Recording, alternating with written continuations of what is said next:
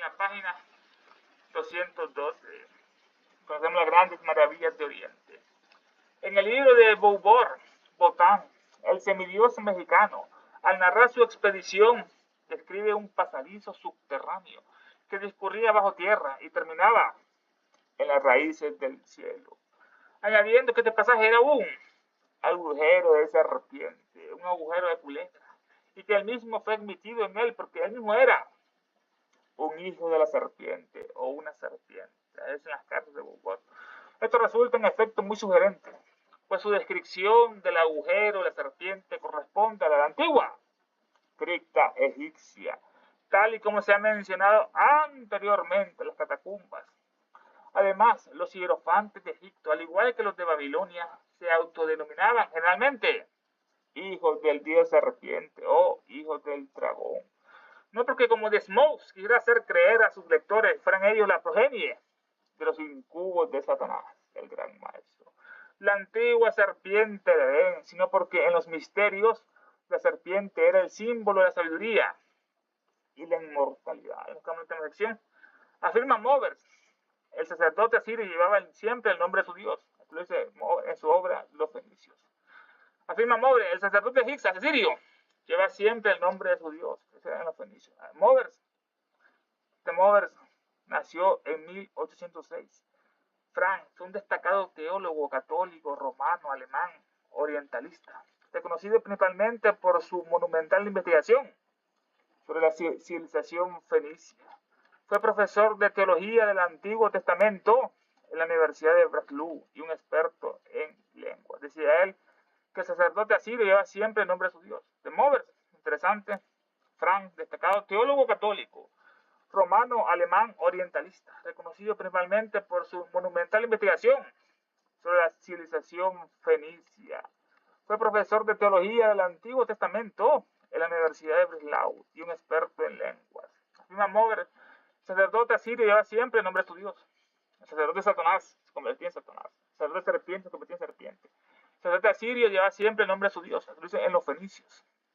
Esta obra fue considerada en su tiempo como el estudio más exhaustivo sobre la religión, la política y el comercio de los fenicios. Es una de las investigaciones más ambiciosas del siglo XIX sobre esta civilización. Se divide en varios volúmenes que funcionan como una enciclopedia del mundo fenicio púnico. Roma debe ser destruida. Volumen 1 trata sobre religión y el panteón. Fue el primer intento serio de sistematizar la confusa mitología fenicia. Movers exploró la naturaleza de los dioses como Baal, el gran dios Baal, Astarte, Moloch, argumentando que la religión fenicia era una forma de panteísmo naturalista, donde los dioses representaban fuerzas del cosmos, o astros como Júpiter, o gran joven. Si tan solo permitía que los gringos descubrieran que son unos imbéciles, una Alemania de los judíos, el perro de los judíos. Una forma de panteísmo naturalista, donde los dioses representan fuerzas del cosmos, o astros. Es aquí donde analiza las conexiones con los asirios y la práctica de los nombres teofóricos. Teofórico es un nombre propio que incorpora el nombre de un dios, divinidad o deidad. Ese es el teofórico, un nombre propio que incorpora el nombre de un dios, divinidad o deidad. Teofórico es la práctica de integrar el nombre sagrado en la denominación de las personas. La teofórico. Volumen 2 es sobre historia y política. Movers rastreó el origen de los fenicios y su expansión por el Mediterráneo, el mar. Se centró en la importancia de las ciudades-estados como Tirón y Sidón, analizando su estructura política y cómo lograron mantener su independencia frente a grandes imperios. Estos lucharon son maltos gringos bestias, como Egipto o Mesopotamia, a través de la diplomacia y el tributo. El volumen 3 es sobre el comercio y la navegación. Este quizás es el aporte más valorado. Describió a Fenicia como la primera potencia económica global.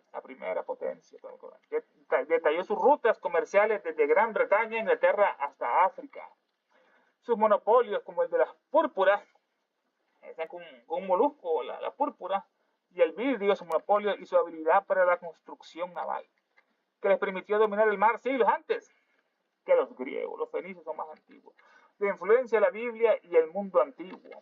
Como teólogo, Mover dedicó gran parte de su trabajo a comparar las instituciones fenicias con las bestias hebreas, argumentando que gran parte de la cultura material y algunos aspectos rituales de Israel fueron influenciados directamente por sus vecinos fenicios.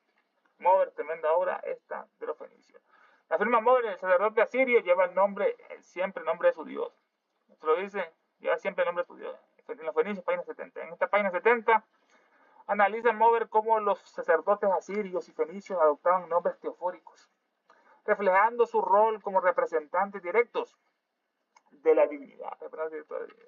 Esta identificación ritual marcada por el uso del nombre del Dios en el del sacerdote consolidaba la autoridad espiritual y la consagración total a la deidad dentro de las jerarquías religiosas semíticas, en este caso. Mover, tremenda obra de los fenicios. Esta obra fue considerada en su tiempo como el estudio más exhaustivo sobre la religión, política y el comercio de los fenicios. Es una de las investigaciones más ambiciosas del siglo XIX sobre esta civilización. Se divide en varios volúmenes que funcionan como una enciclopedia del mundo fenicio púnico. El volumen 1 es sobre religión y el panteón, todos los dioses del panteón. Fue el primer intento serio de sistematizar la confusa mitología fenicia. Mover exploró la naturaleza, los dioses como el gran dios Baal, que adoraba Astarte o Moloch, argumentando que la religión fenicia era una forma de panteísmo naturalista, donde los dioses representaban fuerzas del cosmos o astro, la fuerza, la gravedad, el peso, el sol, la luz. Es aquí donde analiza las conexiones con los asirios y la práctica de los nombres teofóricos. Ese es el leitmotiv, los nombres teofóricos, nombre propio que incorpora el nombre de un dios, divinidad o deidad, Satanás, Lucifer. Teofórico es la práctica de integrar el nombre sagrado en la denominación de las personas. El volumen 2 sobre historia y política. Mover rastreó el origen de los fenicios y su expansión por el Mediterráneo. Se centró en la importancia de las ciudades-estados como Tirón y Sidón, analizando su estructura política y cómo lograron mantener su independencia frente a grandes imperios, como Egipto o Mesopotamia a través de la diplomacia y el tributo. El volumen 3 es el comercio y la navegación. Los fenicios eran grandes navegantes. Este quizás es el aporte más valorado. Describió a Fenicia como la primera potencia económica global. Detalló sus rutas comerciales desde Gran Bretaña hasta África, sus monopolios como la púrpura y el vidrio y su habilidad para la construcción de barcos navales, que les permitió dominar el mar siglos antes que los griegos y los otros de Creta. Minos. La influencia de la Biblia. Hay que quemar la Biblia y el mundo antiguo. Como teólogo, Mover dedicó gran parte de su trabajo a comparar las instituciones fenicias con las bestias hebreas, argumentando que gran parte de la cultura material y algunos aspectos rituales de Israel fueron influenciados directamente por sus vecinos fenicios. Afirma Mover que el sacerdote asirio lleva siempre el nombre de su Dios. Los fenicios, la página 70. En esta página analiza cómo los sacerdotes asirios y fenicios adoptaban nombres teofóricos, reflejando su rol como representantes directos de la divinidad. Esta identificación ritual es marcada por el uso del nombre del Dios en el del sacerdote. Consolidaba esto la autoridad espiritual y la consagración total a la deidad dentro de las jerarquías religiosas semíticas, la bestia. Los druidas de las religiones celto-británicas también se llamaban a sí mismos serpientes. Soy una serpiente, soy un druida, ellos exclamaban.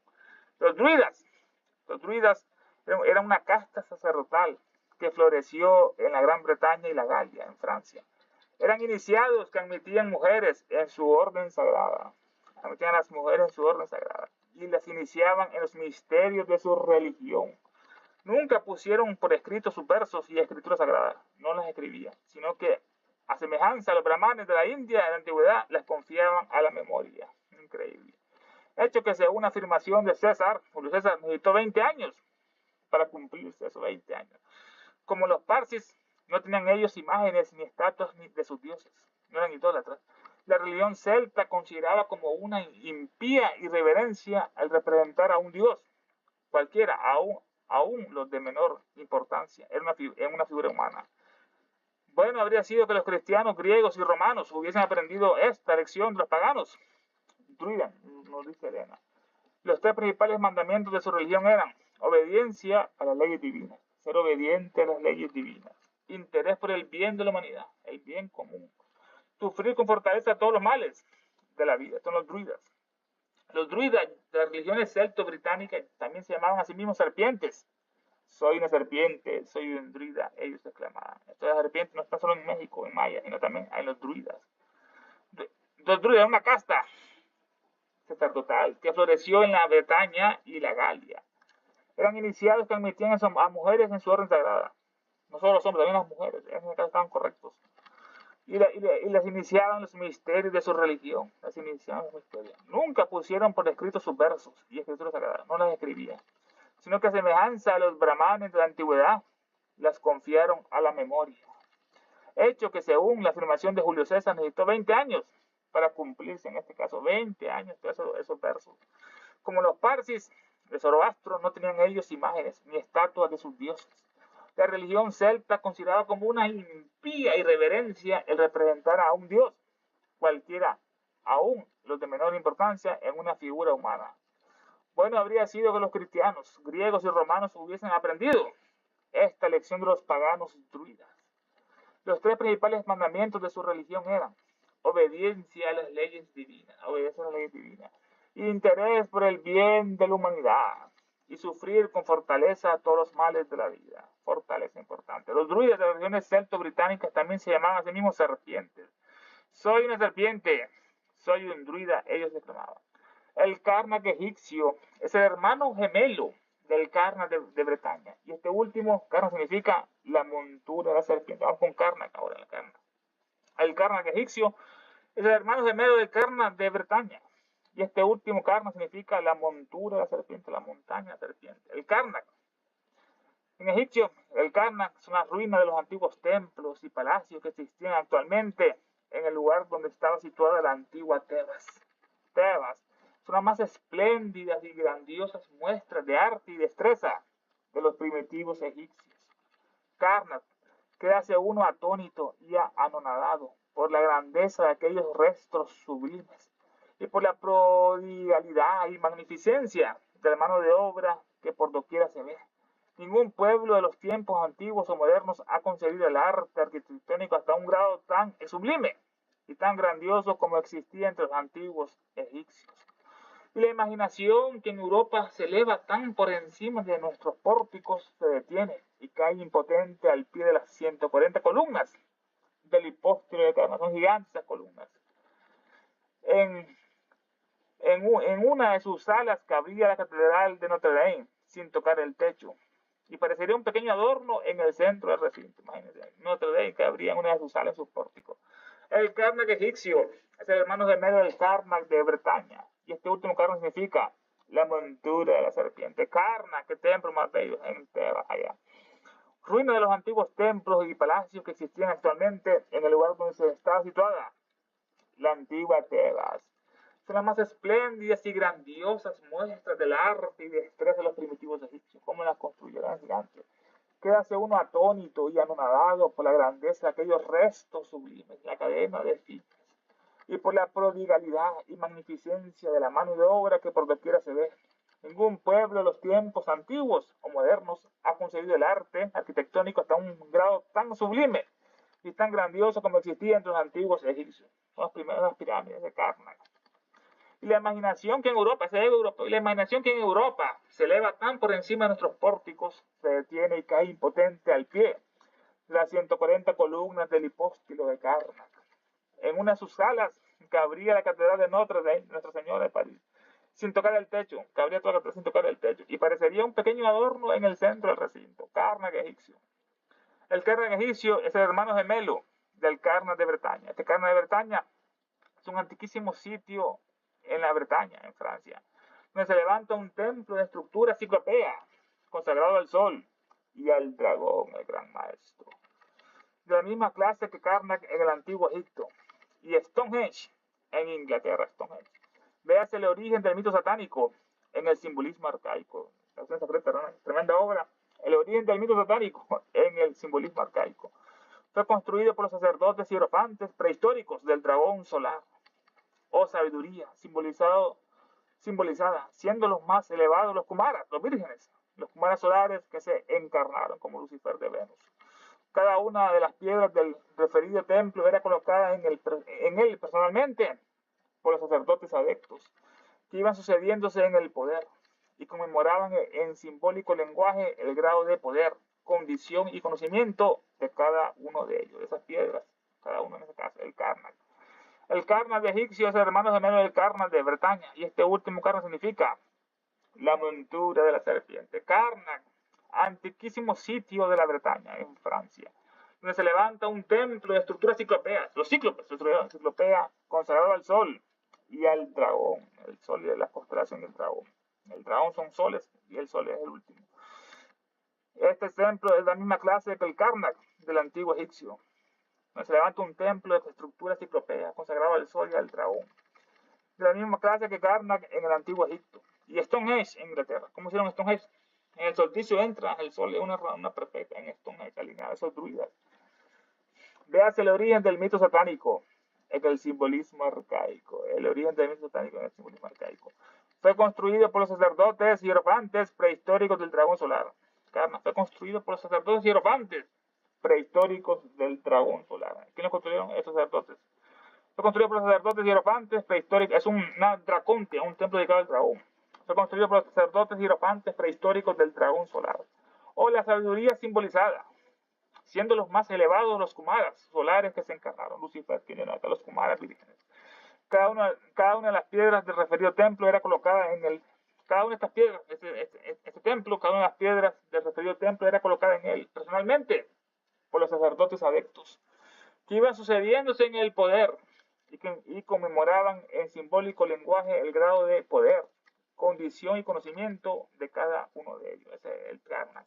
El Karnak egipcio es el hermano gemelo del Karnak de Bretaña. Este Karnak, las piedras de Karnak, son una colección excepcionalmente densa de yacimientos megalíticos, grandes piedras megalíticos, cerca de la costa sur de Bretaña, en el noroeste de Francia, que consisten en alineaciones de piedras, hileras de piedras en este caso, dólmenes, eran tumbas de piedra y túmulos, montículos funerarios, y menhires individuales, más de 3.000 menhires prehistóricos, ¿qué templo este no?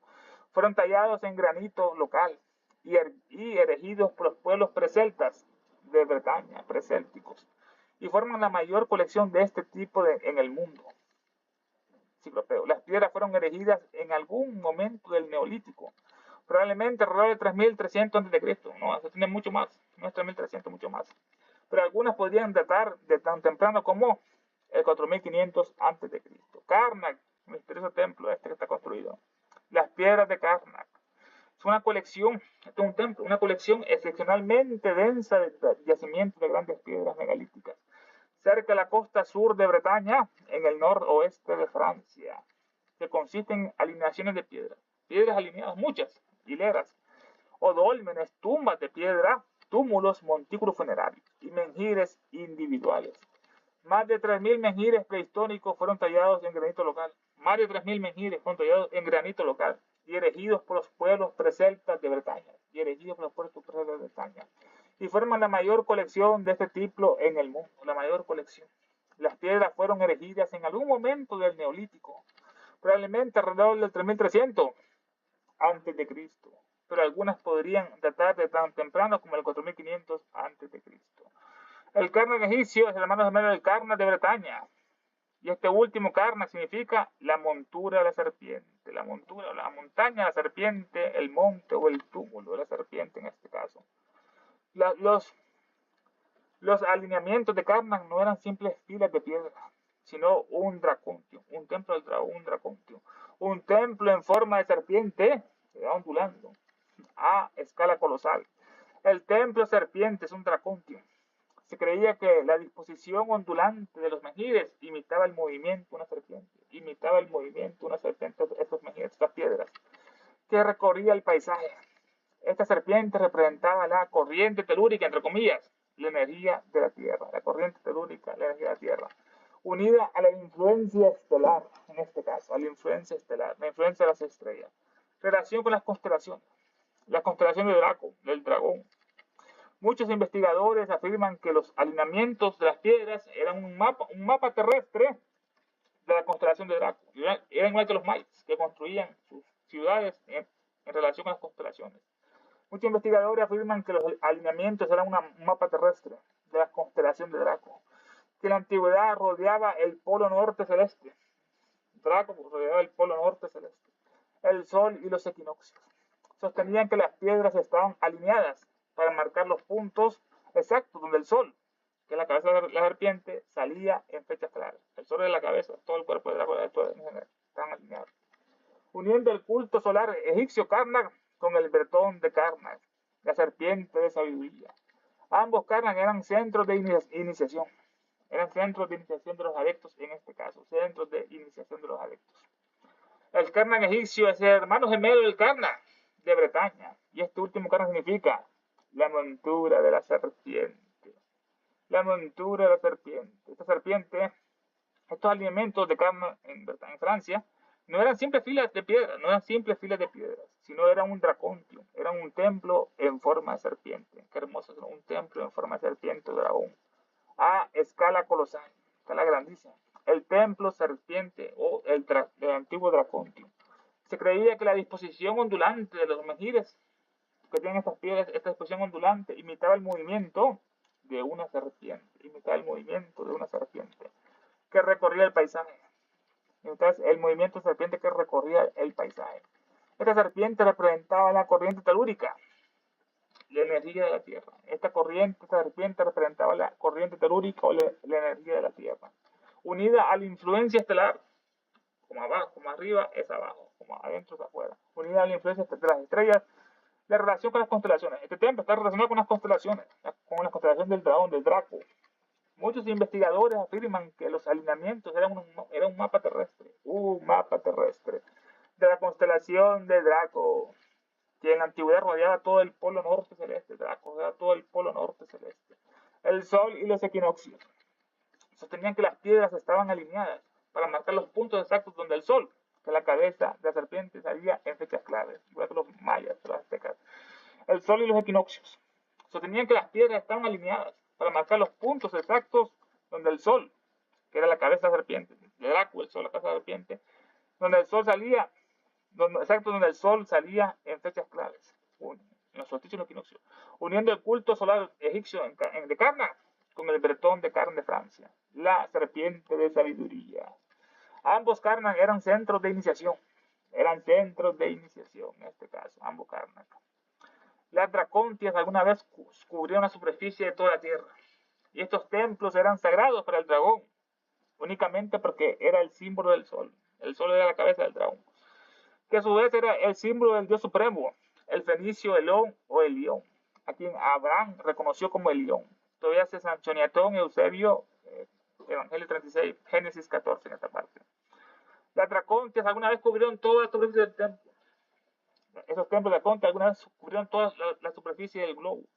Estos templos eran sagrados para el dragón, únicamente porque era el símbolo del sol, el dragón símbolo del sol, que a su vez era el símbolo del dios supremo, el fenicio Elón o Elión, a quien Abraham reconoció como Elión.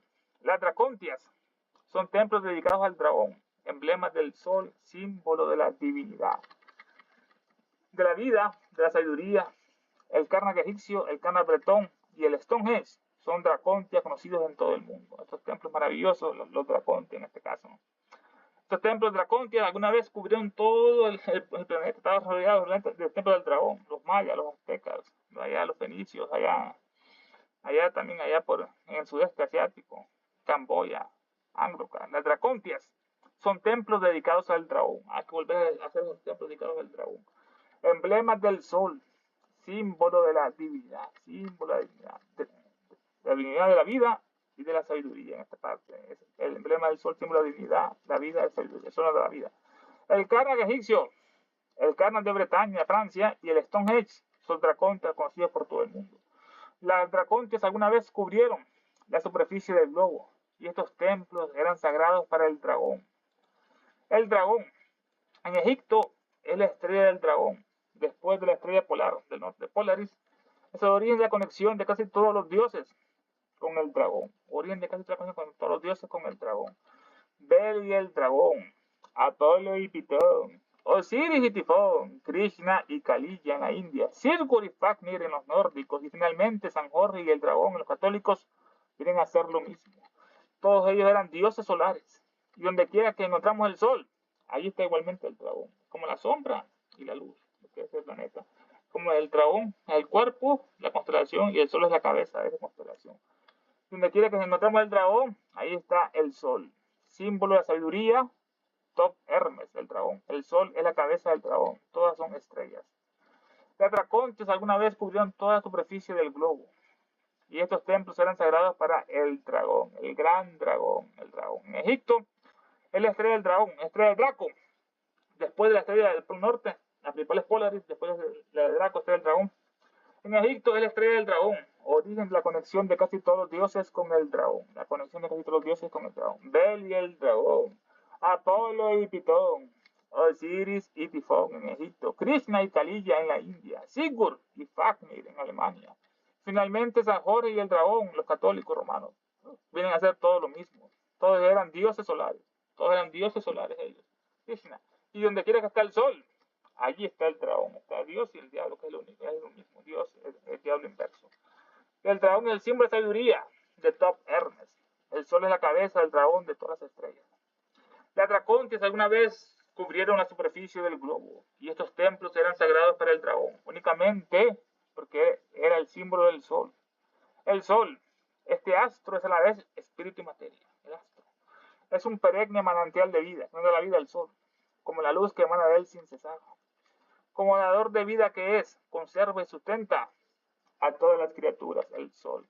Y es el corazón de todo el sistema solar, el corazón de todo el sistema solar. En todo Egipto el sol era el símbolo divino por excelencia. Y su luz era considerada como la manifestación visible y material de Dios. Increíble. Esa es la luz. Era considerada como la manifestación visible y material de Dios. Los dracontes alguna vez cubrieron la superficie del globo, y estos templos eran sagrados para el dragón, únicamente porque era el símbolo del sol, el sol. Tremendo astro. Este astro a la vez es espíritu y materia. Es un perenne manantial de vida. Aquí en el sol, perenne manantial de vida. Como la luz que emana de él sin cesar. Eso nos da la vida, nos da el oxígeno por fotosíntesis. Como la luz que emana de él sin cesar. La luz entra a la planta. Como el dador de vida que es, el sol es el dador de vida. Conserva y sustenta a todas las criaturas, animales, plantas, humanos, el sol. Y es el corazón de todo el sistema solar. Nos da la sangre, la vida. En todo Egipto el sol era símbolo divino por excelencia. Es lo que más se parece a la divinidad en este plano físico, el sol.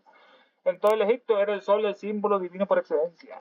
Y su luz era considerada como la manifestación visible y material de Dios. Su luz era considerada como la manifestación visible y material de Dios. Las dracontias alguna vez cubrieron la superficie del globo. Estos templos eran sagrados para el dragón, únicamente porque era el símbolo del sol, que a su vez era el símbolo del Dios supremo. El fenicio Elón o Elión, a quien habrán reconocido como Elión. El fenicio Elón. En este caso, Elón es un nombre de la divinidad, tomado por los judíos de Elón, fenicio, que es el nombre del sol, Elón o Elión. Representa Elión la cúspide de la jerarquía divina en la mitología fenicia y semítica antigua. Su nombre significa el más alto o el altísimo, el sol, la mente suprema. Es el antepasado de los dioses. El antepasado de los dioses. Es una deidad abstracta y suprema, como los números, abstracta y suprema, que reside en lo más alto del firmamento, la mente suprema. Es la fuente original de la autoridad divina, la fuente original de la autoridad divina.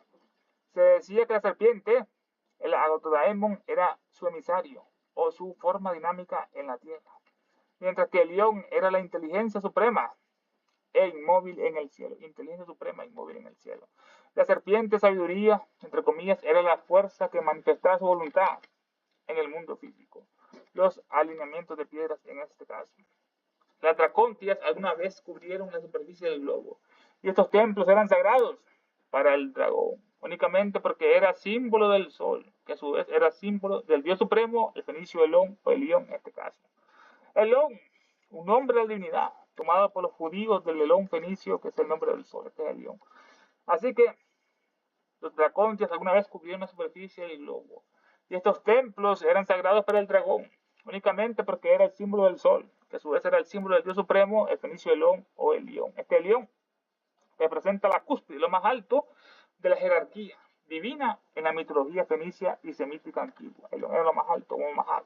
Su nombre significa el más alto o el altísimo, como la mente, lo que está en lo más alto, la mente cósmica, la Mahal, la mente suprema.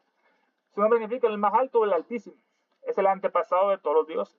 Es el primero, el cerebro, que viene el corazón. Es una deidad abstracta y suprema, como los números abstracta y es suprema, como la mente universal, que en principio es abstracta y suprema, que reside en lo más alto del firmamento allá, en la constelación de Tauro, allá está las Pleiades, que reside en lo más alto del firmamento, en Alción. En este caso, es la fuente original de la autoridad divina, es la fuente original de la autoridad divina, el león. Se decía que la serpiente, la buena serpiente, que es el Agathodaemon, era su emisario o su forma dinámica en la tierra. Se decía que la serpiente era su emisario de este Dios supremo, era su mensajero, la serpiente, o su forma dinámica en la tierra. Ese Dios, la forma dinámica, ¿cómo se llama la serpiente? No, así, no, zigzag. Mientras el león era la inteligencia suprema e inmóvil en el cielo. En este caso, era esta contraparte, se decía que la serpiente era su emisario, su mensajero o su forma dinámica en la tierra. Mientras que el león era la inteligencia suprema, pero inmóvil en el cielo. Ahí arriba está inmóvil y abajo se mueve como la serpiente en este caso. La serpiente, sabiduría, entre comillas, era la fuerza que manifestaba su voluntad en el mundo físico. La serpiente, sabiduría, era la fuerza que manifestaba su voluntad en el mundo físico. La serpiente, sabiduría, era la fuerza que manifestaba su voluntad en el mundo físico. Era como fojar los alineamientos de piedra en este caso. El fenicio, el león o el león, a quien Abraham reconoció como el león. Abraham, esa bestia, era un demonio, era un no Brahman, Abraham. Abraham, después tiene A, es no Brahman. Es el origen de los judíos. Fueron expulsados los judíos de la India porque eran unos depravados, unos chandalas. Esos son los judíos, las bestias que dominan el mundo. Está Alemania, en Occidente. El fenicio del león, el león, a quien Abraham reconoció como el león. Abraham era un no Brahman. Abraham es el origen de todos esos judíos. Abraham. Fueron expulsados de la India porque él son unos depravados, unos degenerados, unos chandalas. Abraham, a quien Abraham reconoció como el Elión. Elión. Es fascinante notar que el nombre de Elión aparece en el Génesis, en el capítulo 14, cuando Abraham se encuentra con Melquisedec, el Melquisedec verdadero, quien era sacerdote del Altísimo. Melquisedec era sacerdote de Elión, del Altísimo. Esto demuestra que el culto a este Dios supremo era compartido por los fenicios, por los cananeos, por los palestinos y los primeros patriarcas hebreos. Resumen, para los antiguos iniciados, el león no era solo una persona divina, sino era el principio único, la seidad, el principio único. Los monumentos de piedra, como los de Karnak, se construían para captar su luz y su energía. Los monumentos se construían para captar su luz y su energía, sirviendo como puente entre el Dios Altísimo y la humanidad. Otra explicación de esos templos Dracontia, Stonehenge, eran para captar su luz y su energía, sirviendo como puentes entre el Dios Altísimo y la humanidad. Nos da luz, calor, hasta electricidad. Las dracontias alguna vez cubrieron la superficie del globo, y estos templos eran sagrados para el dragón, únicamente porque era el símbolo del sol, que a su vez era el símbolo del Dios Supremo, el fenicio del león o el león, a quien Abraham reconoció como el león. Es fascinante notar el león, que el nombre de león aparece en el Génesis, en la Biblia, esas bestias, en el capítulo 14.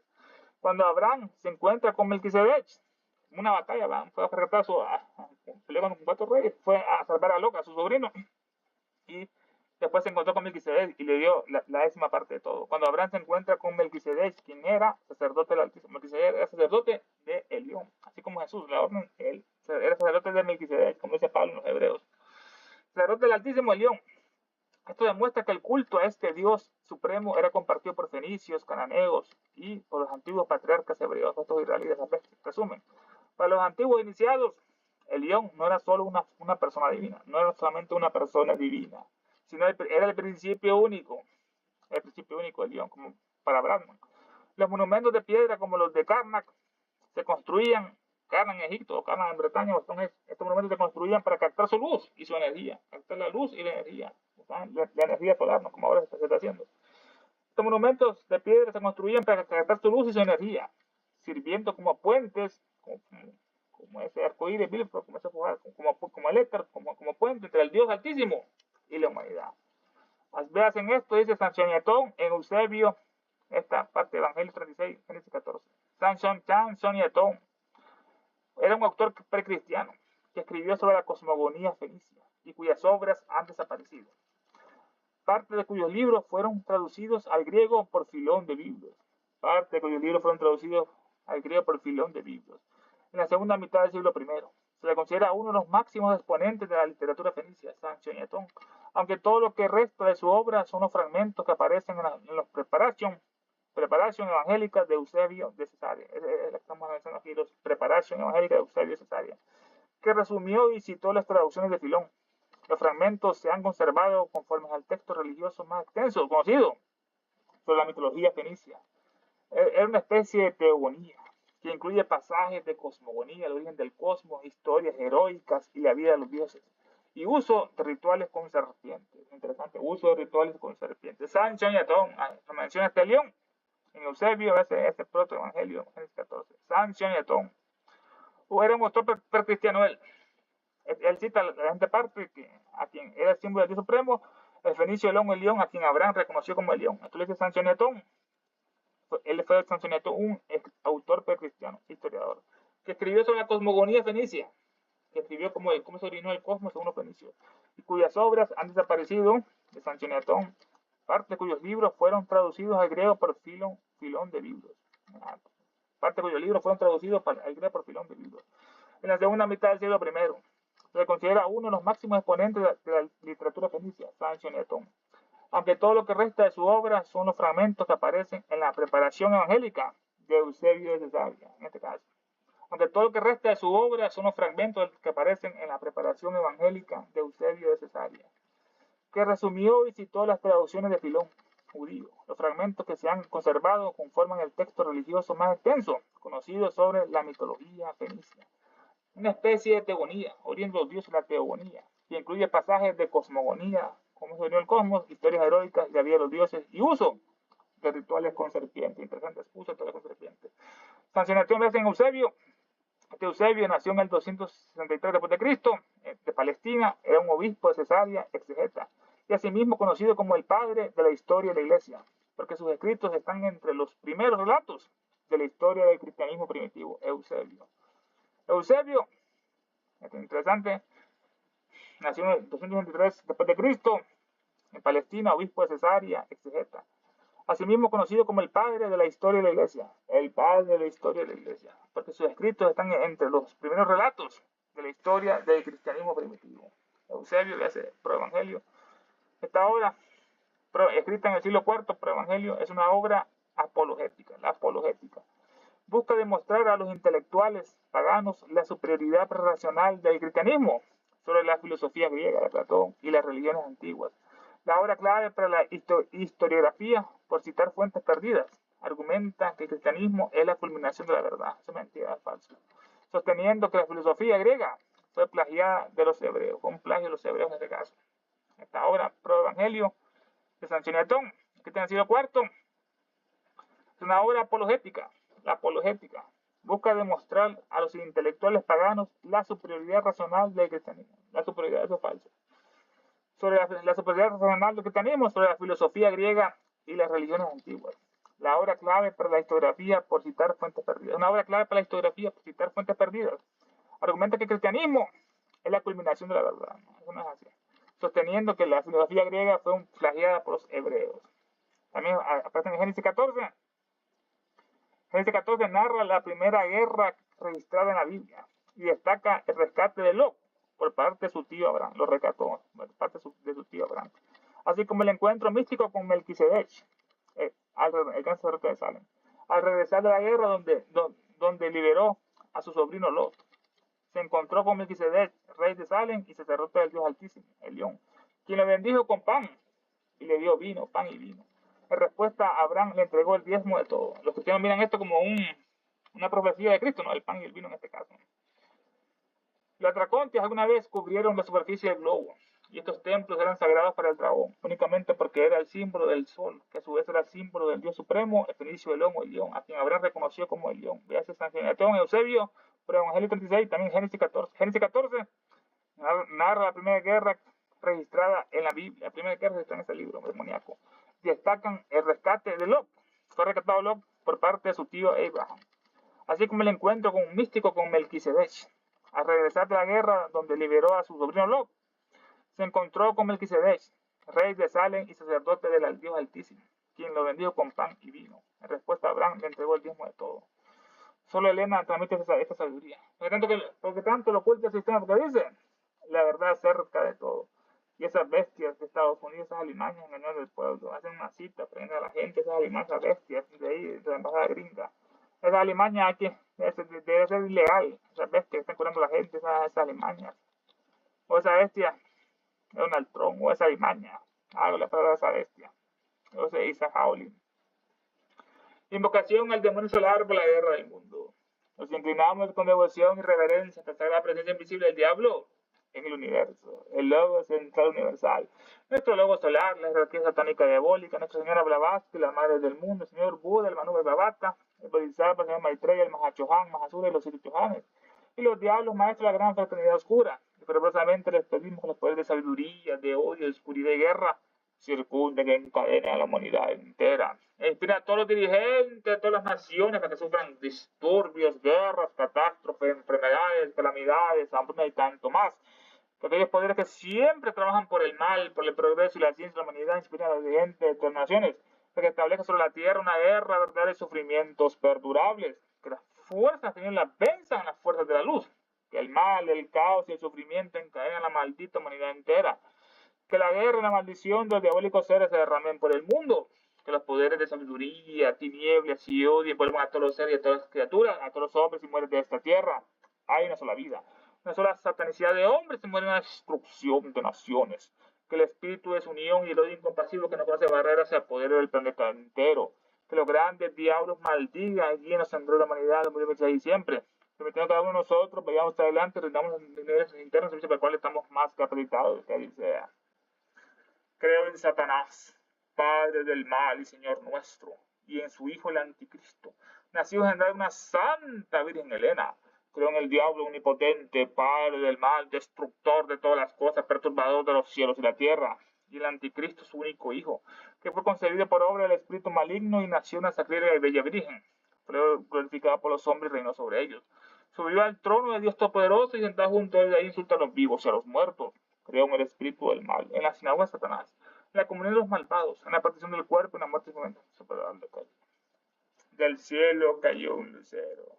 Su nombre es la luz cósmica manifestada, o unidad de la vida única, o celeste shukra resplandeciente, y manifestada conciencia perpetua, o fojat indómito dietérico, o eterno entre océanos, o rayo prometeico momentálico. Que tu luz descienda hacia nosotros, que la fuerza se encienda y que el gran Satán prevalezca. Que aquel que siente uno contigo y por lo tanto que no es uno con todos los demás. Despertad, criaturas dracónicas. Es hora de ver la superficie. Él volverá. Es el fin de una era. Queremos justicia. Ahora que verás. ¡Ya! Satanás es nuestro Dios. Nada nos faltará. Blas nuestra diosa. Todo lo perderán. ¡Ave Satán!